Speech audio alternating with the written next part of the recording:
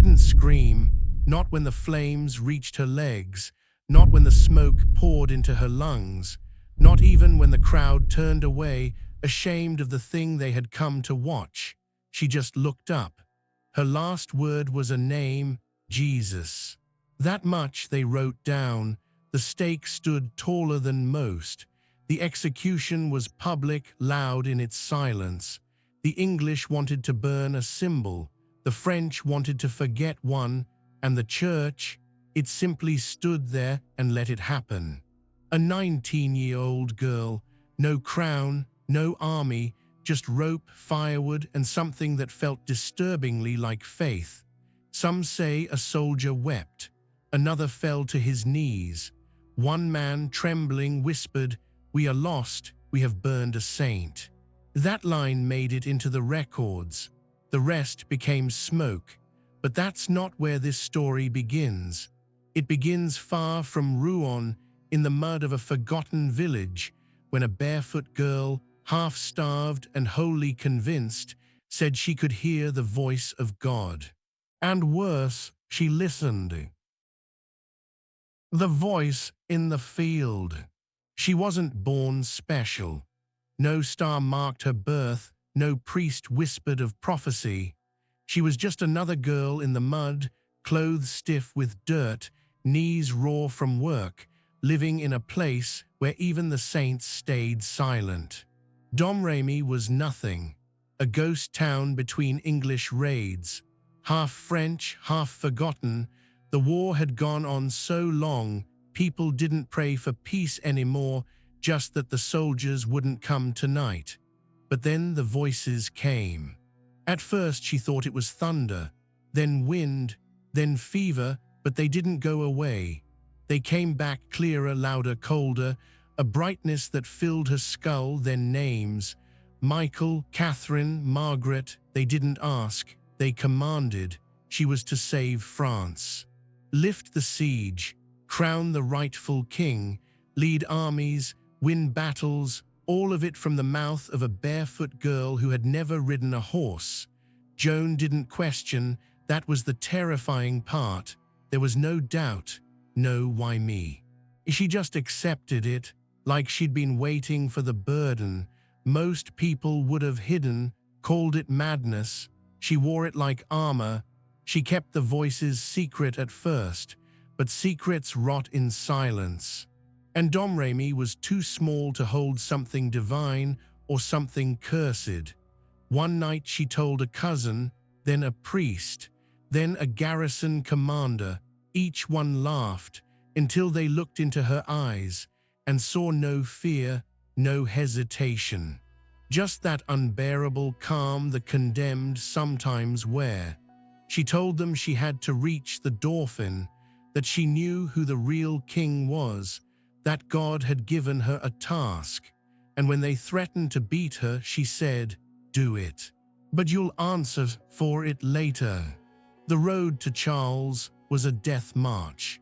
50 leagues through bandit country, in male clothing to hide her figure, accompanied by men who didn't know whether to protect her or kill her in her sleep.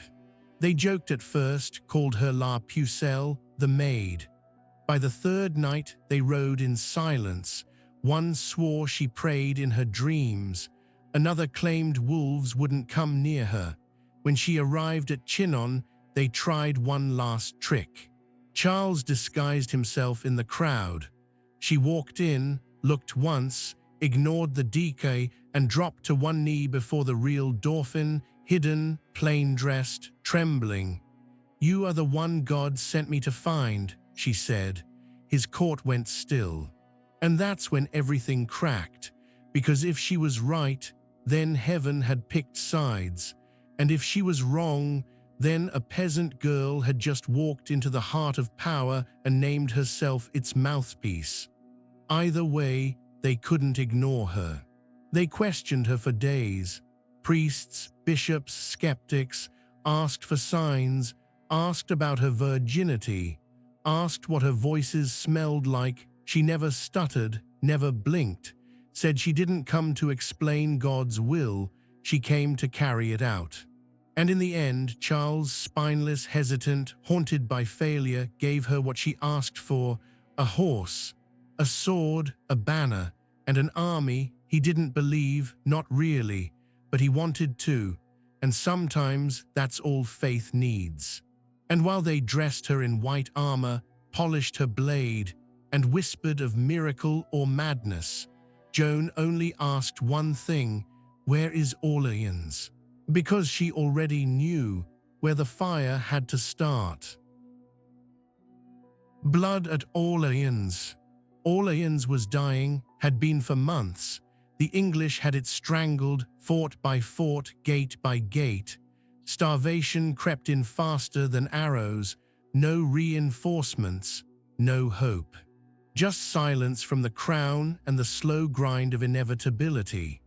The French commanders, bloated men in polished mail, sat in smoky tents arguing over maps they no longer believed in. They called it strategy. But it smelled like surrender. Then Joan arrived, not with miracles, with certainty. She rode in wearing armor too clean for the battlefield, a banner taller than her horse, and a gaze that made veterans sit up straight.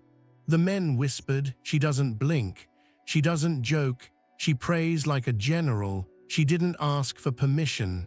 She walked the walls, spoke with the archers, visited the sick. And every night she gathered them to pray, not for peace, but for fire. God does not love cowards," she said, "and he does not wait for the perfect moment. He speaks, we move." At first, the commanders ignored her, let her shout and gesture while they drank, but their men, they started following her. Not out of belief, but fear of being left behind by something they didn't understand. The plan was to wait. Joan said no, the voices had told her the time. So on the dawn of May 7, 1429, she rode out before the sun, banner raised, armor glowing like frost. Behind her came thousands, men who hadn't won in years, men who barely remembered how to hope. But that day, they moved like thunder. The English stronghold at Les Tourelles didn't fall easy. Blood pooled at the base of the walls. Arrows blackened the sky. Joan was everywhere, lifting the fallen, screaming orders, pulling men forward by their collars when they hesitated. And then it happened. A crossbow bolt, thick, whistling, tore through her shoulder. She collapsed. Screams followed. The charge faltered. Some turned to run. They thought she was dead. But hours later she returned, bleeding through her armor, face pale, holding the banner upright with one hand. She didn't speak. She didn't need to, just pointed at the gate. They broke through before dusk. Les Tourelles fell, the siege shattered, and with it the idea that France was finished. When it was over, a priest wrote, "We saw a girl pierced by an arrow rise and conquer. We thought it a sign." One English soldier said, "It wasn't war, it was judgment." But Joan didn't celebrate, didn't smile. She stood at the edge of the rubble, looking beyond the burning towers, because Orleans was never the end. It was the proof. And now, she was ready to collect the crown. The throne she built. Joan didn't want glory, she wanted Reims. That was the mission. The place where kings became kings, not by sword, but by oil and God. If Charles was to rule, he had to kneel there. And if France was to rise, he had to stand again, crowned. The road to Reims was madness, enemy territory, fortified cities, ambushes waiting in the trees. Every general said it couldn't be done. Joan didn't argue. She just started marching, and then something strange happened. Cities didn't resist. Gates opened. English troops pulled back. Some surrendered without a fight. Witnesses claimed she didn't even speak, just looked, and men laid down their weapons. One priest said, "It felt like we were watching prophecy walk." The girl they once laughed at now moved with the weight of fate behind her, and no one could stop it. On July 17, 1429, Charles knelt in the cathedral at Reims. Candles flickered, the oil touched his forehead.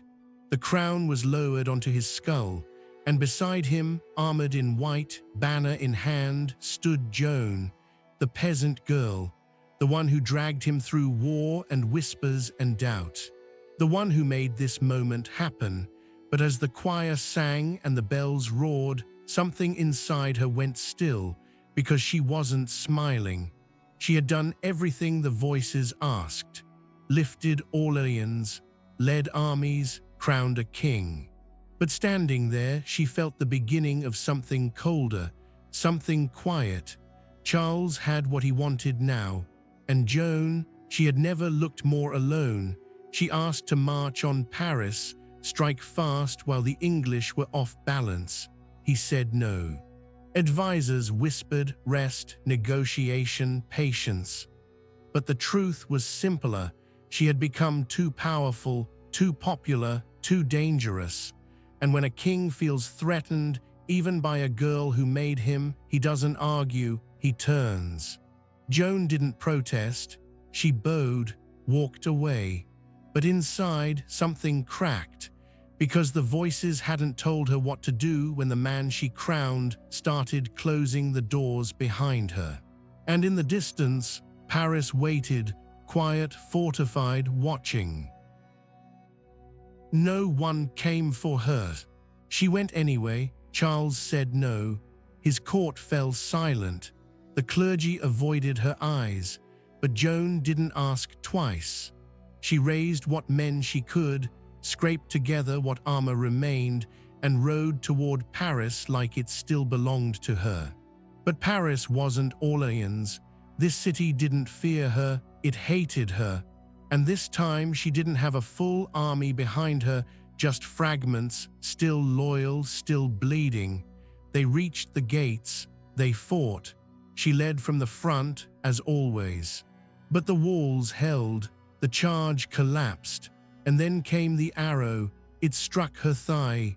She fell hard, dragged from the field. She begged to keep fighting. They pulled her back by force. For the first time, Joan was carried away from a battlefield instead of carried through it. Charles said nothing, not a word of support. No troops sent, no visit, no thank you. He let the loss sit heavy on her shoulders, like it was her fault. Like the girl who crowned him had suddenly become an embarrassment. Joan kept riding. Small campaigns, minor towns, fewer men followed now. The victories faded. The voices grew distant. Maybe they were testing her. Maybe they had left. Spring came. She rode to Compiègne. It was May 1430. The Burgundians were closing in, French by blood, English by coin. Joan led a small sortie to press them back.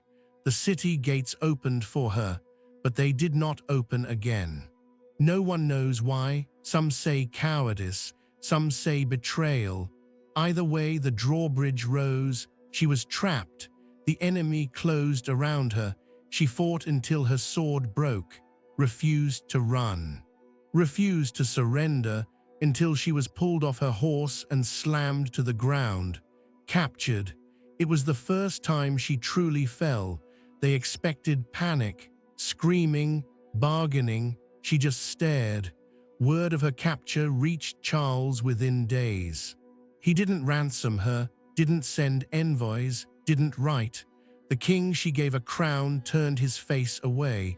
10,000 livres was all it took, and Joan was sold to the English. No armor, no army.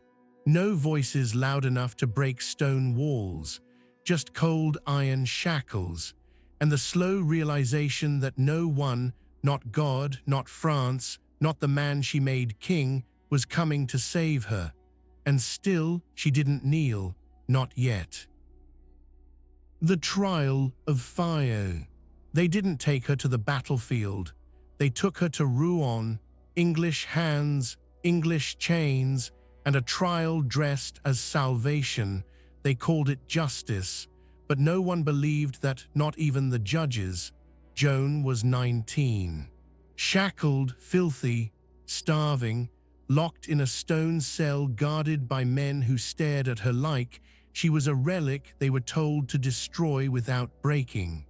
She wasn't allowed to confess, wasn't allowed a lawyer. The only thing they gave her was time, too much of it, time to break. The church tried to handle it cleanly. Dozens of charges, witchcraft, heresy, wearing male clothes, listening to voices not sanctioned by Rome, but none of it mattered. What they really wanted was for her to say it had all been a lie. They questioned her for weeks, asked her if she was in God's grace. A trap. Yes would mean pride, no would mean guilt. Joan didn't flinch. If I am not, may God place me there. If I am, may He keep me. The room went silent. They tried harder, threatened her with torture, dragged her past the rack, the irons, the bloodstains of others less stubborn. Still, she wouldn't fold. When asked why she wore men's clothes, she said it kept her safe from rape, from guards, from English hands at night. And still, they called it sin. Then came the false hope. They promised her a life in prison, promised no flames. No more questions, just silence, rest. If she signed, starved, sick, exhausted from sleepless weeks, she broke. She signed a confession, not to truth but survival. They paraded it, declared her saved, but Joan knew.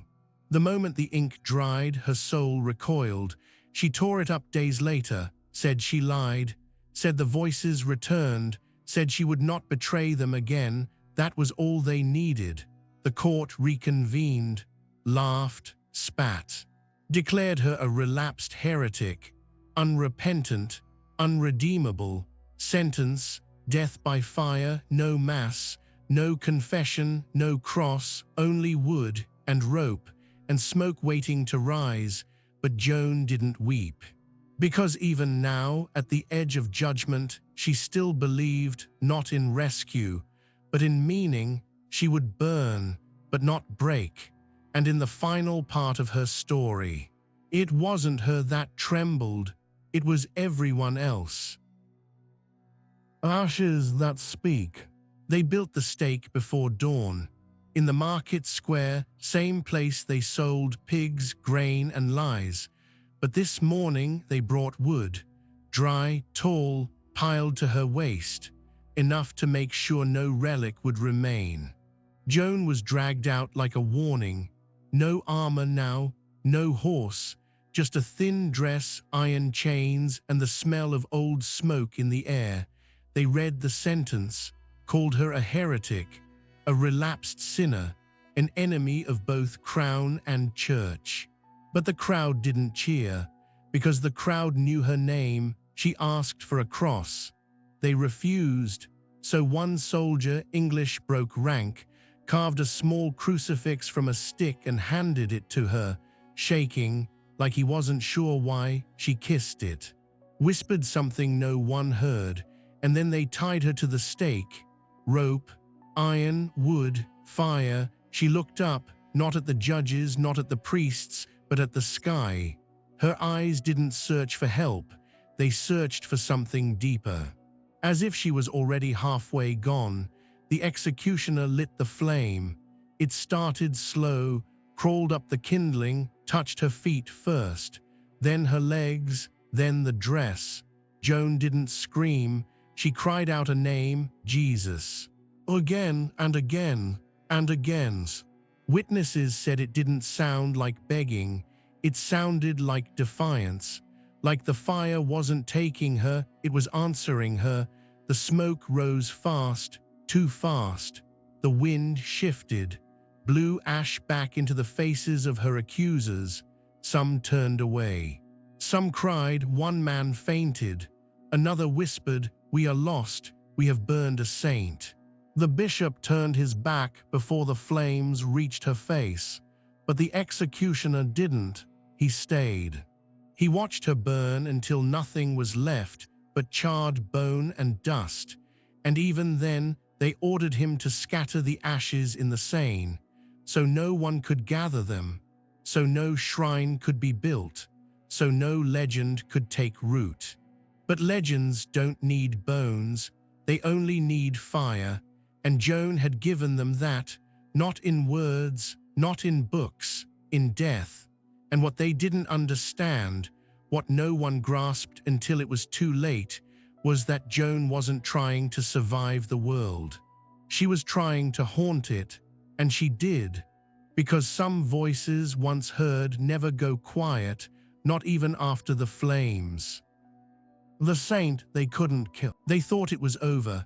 The girl was gone. The stake was ash. Her name erased from royal lips. The English left Rouen that night quieter than they arrived. No celebration, no wine. Just the weight of something they couldn't explain clinging to their skin like smoke that wouldn't wash off. But it didn't end, because something stayed behind. Not her bones, they made sure of that. Not her banner, they burned it too, but something else. A silence that pulsed, a name that refused to die, a memory that bled. The judges slept badly, the soldiers worse. Some claimed to see her in their dreams, still on fire, still praying, but staring directly at them. One priest confessed he heard her voice in the cathedral months after her death, whispering a single question: "Why didn't you stop them?" She was gone, but they couldn't forget her. The church tried to move on. The king who left her in chains never spoke of her again. But 25 years later, the whispers got too loud.